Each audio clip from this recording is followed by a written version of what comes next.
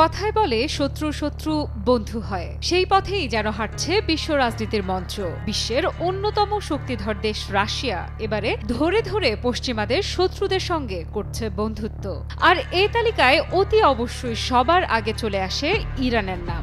মার্কিনীদের চিরশত্রু মধ্যপ্রাচ্যের অন্যতম পরাশক্তি ইরানের সঙ্গে রাশিয়ার সম্পর্ক নতুন নয়, তবে এবারে সেটিকে আরও ঝালিয়ে নিতে সম্প্রতি রুশ প্রেসিডেন্ট ভ্লাদিমির পুতিনের আমন্ত্রণে মস্কো সফরে যান ইরানের প্রেসিডেন্ট মাসুদ পেজেশকিয়ান।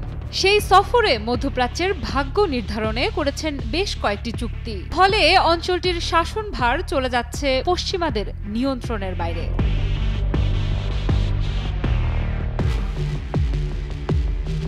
রাশিয়ার সঙ্গে ২০ বছর মেয়াদী কৌশলগত প্রতিরক্ষা চুক্তি স্বাক্ষর করেছে ইরান। চুক্তি অনুযায়ী দেশ দুটি একে অপরের পাশে থাকবে প্রতিরক্ষা বিষয়ক যে কোনো ইস্যুতে। মধ্যপ্রাচ্যে পশ্চিমাদের নিয়ন্ত্রণ ঠেকাতে মস্কো ও তেহরান করেছে এই কৌশলগত চুক্তি, যেখানে আছে প্রতিরক্ষা, বিজ্ঞান ও প্রযুক্তি, ইরানের বিদ্যুৎ খাতে উন্নয়ন সহ অঞ্চলটিতে সন্ত্রাসবাদ মোকাবেলায় পুতিন ও পেজেশকিয়ানের দৃঢ় পদক্ষেপ। ফলে ইসরায়েলের প্রধানমন্ত্রী বেনিয়ামিন নেতানিয়াহু সহ তার ঘনিষ্ঠ মিত্র যুক্তরাষ্ট্র মধ্যপ্রাচ্যকে আর নিজেদের দখলে রাখতে পারবে না। চুক্তি স্বাক্ষরের পর প্রতিক্রিয়ায় পেজেশকিয়ান বলেন, আমরা একটি বহুকেন্দ্রিক বিশ্ব প্রতিষ্ঠার পথে এগোতে চাই এবং এই পথের একটি গুরুত্বপূর্ণ পদক্ষেপ হলো এই চুক্তি। এই চুক্তি রাশিয়া ইরানের সম্পর্কে নতুন যুগের সূচনা করেছে বলেও উল্লেখ করেন তিনি।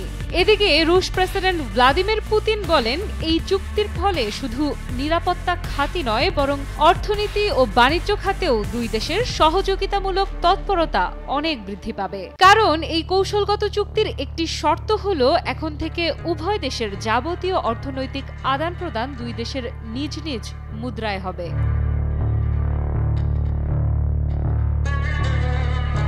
বিশেষজ্ঞদের মতে নতুন চুক্তি শুধু দুই দেশের মধ্যে সহযোগিতা বাড়াবে না, বরং তাদের মার্কিন নিষেধাজ্ঞার বিরুদ্ধে প্রতিরোধ ক্ষমতা আরও শক্তিশালী করবে। এই চুক্তিতে উভয় দেশের ভৌগোলিক অখণ্ডতার প্রতি সম্মান প্রদর্শনের বিষয়টি অন্তর্ভুক্ত রয়েছে। প্রায় ৩ বছর ধরে চলমান রাশিয়া ইউক্রেন যুদ্ধে ড্রোন ও ক্ষেপণাস্ত্র দিয়ে মস্কোকে সহায়তা করছে ইরান, এমন অভিযোগ যুক্তরাষ্ট্রের। তবে তেহরান মার্কিন প্রশাসনের এমন দাবিকে অস্বীকার করলেও ক্রেমলিন বলছে সামরিক দিক থেকে ইরানের সাথে সংবেদনশীল সম্পর্ক আছে রাশিয়ার। মধ্যপ্রাচ্যে ইসরায়েল ও যুক্তরাষ্ট্রকে ঠেকাতে সম্প্রতি ইরানকে নতুন প্রজন্মের S-300 আকাশ প্রতিরক্ষা ক্ষেপণাস্ত্র সরবরাহ করেছে রাশিয়া। এছাড়াও মস্কোর তৈরি আধুনিক যুদ্ধবিমান সহ S-400 আকাশ প্রতিরক্ষা ক্ষেপণাস্ত্র দেয়ার পরিকল্পনা করছেন পুতিন, এমন দাবি ইরানের বিভিন্ন সংবাদ মাধ্যমের। এ তো গেল পুতিন ও পেজেশকিয়ানের সখ্যতার গল্প।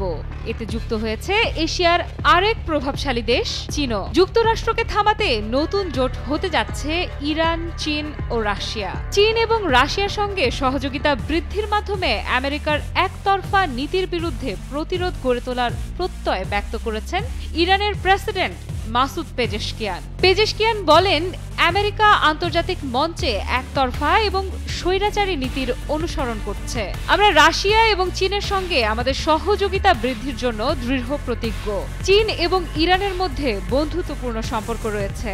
এখন এই সম্পর্ক দুই দেশের জন্য কৌশলগত দিকে এগিয়ে নিয়ে যেতে হবে। পেজেশকিয়ান তার সরকারি ওয়েবসাইটে বলেন, আমরা শি জিনপিং এর সঙ্গে ভালো সমঝোতায় পৌঁছেছি। ইরান চীনের জন্য একটি কৌশলগত এবং গুরুত্বপূর্ণ অংশীদার উল্লেখ করে চীনা উপপ্রধানমন্ত্রী ঝাং গুওকিং বলেন, চীন ইরানের সঙ্গে তার কৌশলগত এবং দীর্ঘমেয়াদী সম্পর্ক শক্তিশালী করার জন্য প্রতিজ্ঞাবদ্ধ। বেইজিং তেহরানের সঙ্গে সহযোগিতায় খুশি, যা দুই দেশের মধ্যে আন্তর্জাতিক সংস্থাগুলোর মাধ্যমে একতরফা নীতির বিরুদ্ধে লড়াই করতে সহায়ক।